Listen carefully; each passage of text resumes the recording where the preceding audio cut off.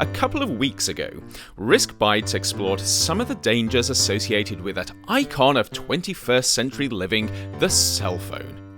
Can these ubiquitous devices be bad for your health? The good news is that according to experts, the outlook is pretty good if you're worried about your phone causing cancer.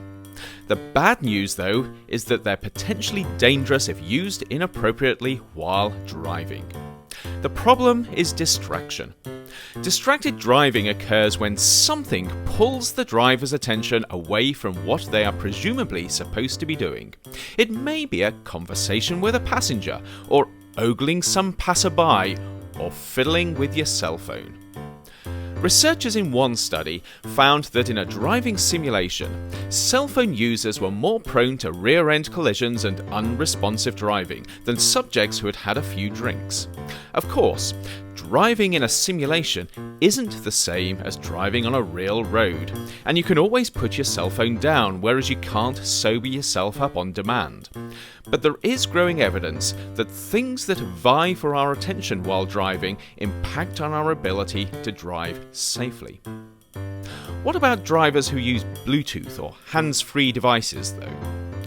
Several simulator studies have reported that drivers using hands-free devices are no better off than those with their phone held to their ear.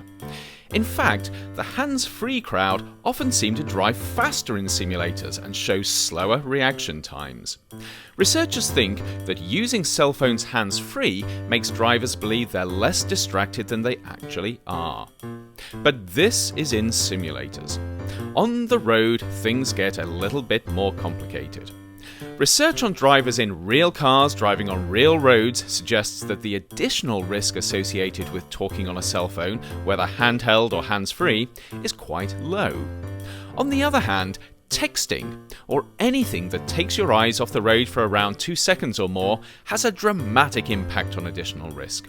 One study on drivers on real roads found texting while driving increased the risk of a serious incident by over 20 times.